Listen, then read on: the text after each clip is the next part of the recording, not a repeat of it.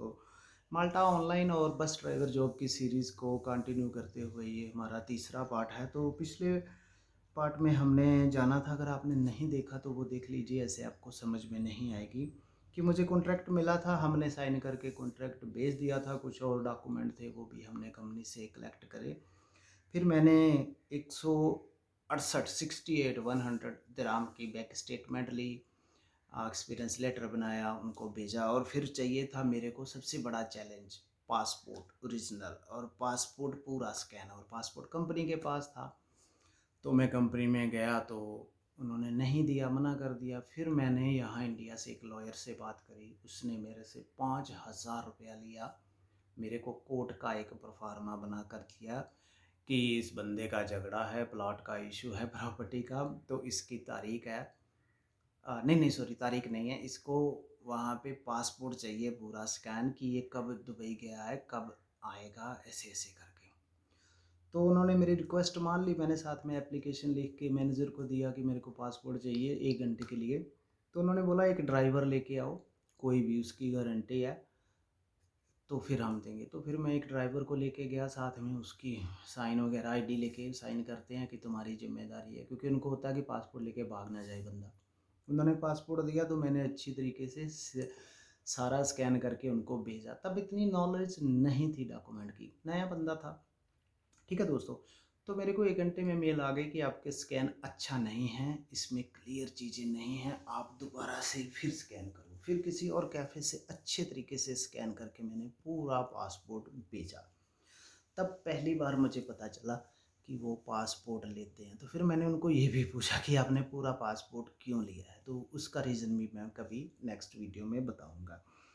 अभी तक दोस्तों मेरे को 60 दिन 2 महीने हो चुके थे, और वो कंपनी थी सीक, सीक रिक्रूटमेंट एजेंसी, और जिसमें मैंने अप्लाई किया था आगे बस ड्राइवर जो, वो कंपनी थी माल्टा पब्लिक ट्रांसपोर्ट, और मैं अबू धाबी मुसफ़ा में इमरेट ट्रांसपोर्ट एंड टैक्सी सर्विस में टैक्सी ड्राइवर की जॉब पर था। ठीक है, करते करते दोस्तों मार्च था, मार्च निकल गया, अप्रैल आ गया। तो उसके बाद फिर मेरे को उन्होंने ये डॉक्यूमेंट हो गए, और एक दो डॉक्यूमेंट शायद और था वो मांगा, और बस ऐसे ही करते करते कुछ टाइम और निकला, कुछ रिक्वायरमेंट थी उनकी, और फिर मेरे को उन्होंने एक दोबारा से मेल आई, और मेरे को वही जो कॉन्ट्रैक्ट था फिर मेरे पास आया, कुछ और डॉक्यूमेंट थे। और फिर उन्होंने मेरे को बोला कि आप किसी वीज़ा एप्लीकेशन सेंटर का एड्रेस दो। ठीक है, तो फिर मुझे यकीन हुआ कि मेरा काम हो जाएगा। तो फिर मैंने उनको पूछा कि अगर मैं इंडिया चला जाऊं, क्योंकि मेरा पासपोर्ट इनके पास है, हो सकता है बाद में दें या ना दें, तो कैसा रहेगा। तो उसने बोला आप जा सकते हो। तो मैंने बाकी काम पोस्टपोन किया, और फिर उसी लायर से फिर 5,000 रुपया देकर कोर्ट का एक डॉक्यूमेंट मंगवाया कि इस बंदे का झगड़ा है, इसको इंडिया में पेश होना है इस तारीख को, तो इसको अर्जेंट 10 दिन की छुट्टी दे। तब तक मेरे को वहाँ पे 3 साल हो चुके, तो मैं एक भी बार घर नहीं आया था। तो मेरी छुट्टी तो वैसे भी बनती थी, हर बंदा साल बाद आता है, तो मैं नहीं आया था। तो उन्होंने मेरे को छुट्टी दे दी, और सारा उन्होंने क्लियर करा, जो एक्सीडेंट फाइन वगैरह कुछ कंपनी के ना हमने पैसे लेने देने होते हैं लाइसेंस के, वो सब क्लियर करके मेरे से कुछ पैसे जमा करवाए, मैंने भर दिए। बहुत सारी उनकी फॉर्मेलिटी होती है, तो सब कर करा के उन्होंने मेरे को पासपोर्ट दे दिया। और मैंने टिकट की, सब और दोस्तों का देखा, किसी का 10-20 रहता है ताकि कोई बात ना करे। तो फिर मैं जल्दी जल्दी वहाँ से निकल आया इंडिया के लिए। ठीक है दोस्तों, अभी तक मेरे को दोस्तों वहाँ से इंडिया आकर 3 से 3.5 महीने हो चुके थे।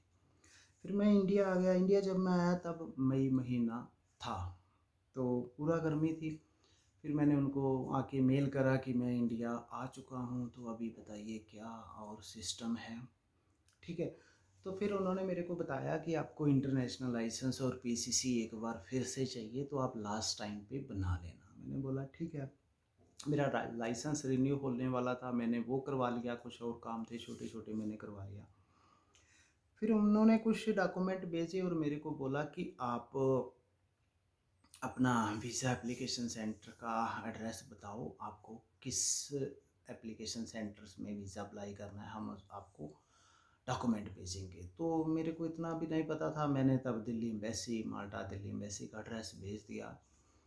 तो फिर मेरे को मेल आया कि ठीक है, आपका सिंगल वर्क परमिट जो अप्रूवल है वो सबमिट हो गया है। इसका टाइम है 7 से 7 डेज़ टू 60 डेज़, मतलब 1 वीक टू 8 वीक, 7 दिन से 2 महीने के बीच में आपको रिप्लाई आ जाएगा।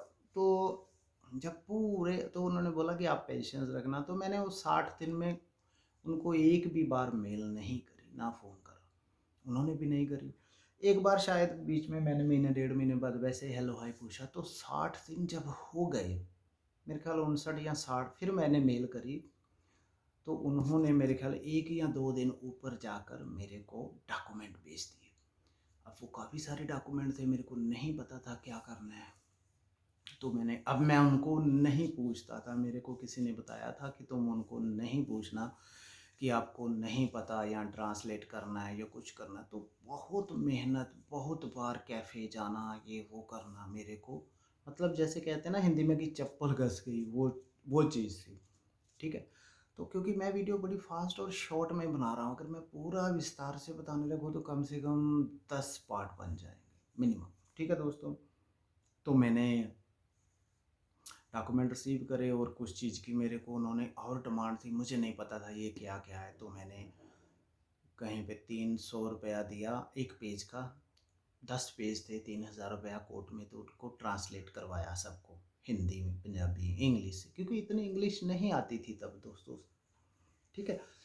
तो फिर उसको ट्रांसलेट करके उन्होंने मेरे को दिया। कुछ और चीज़ें थी, तो मैं कुछ चीज़ें नहीं समझ पाया था।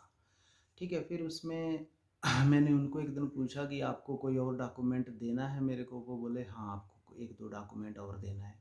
फिर उन्होंने मेरे को एक रेंट एग्रीमेंट भेजा। फिर मैंने वीएफएस के लिए चेकलिस्ट ऑनलाइन देखी, कुछ लोगों से कंसल्ट करा। तो इंडिया तब तो इतना शोर नहीं था, सिर्फ 2 ही चैनल थे यूट्यूब पे। ये दोस्तों मैं 19 की बात कर रहा हूँ। मई, जून, जुलाई, शायद अगस्त, सितंबर का महीना था।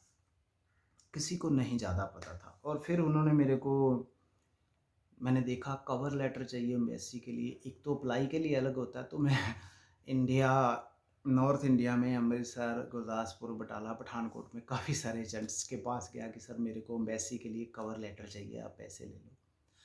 आप विश्वास करोगे, किसी ट्रैवल एजेंट को यूरोप शेंगन का कवर लेटर बनाना मेरी साइड पे नहीं आता था।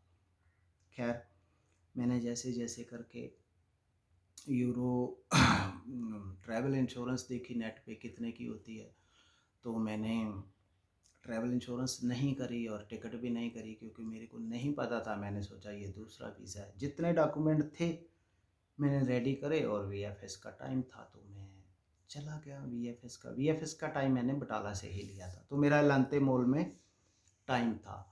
तो जितने डॉक्यूमेंट थे मैं चला गया। अब वहाँ अच्छी लड़की थी एक, 25-26 उसकी एज होगी। तो उसने इंग्लिश हिंदी में बात करी, बोली क्या है, मैंने बोला वर्क परमिट है।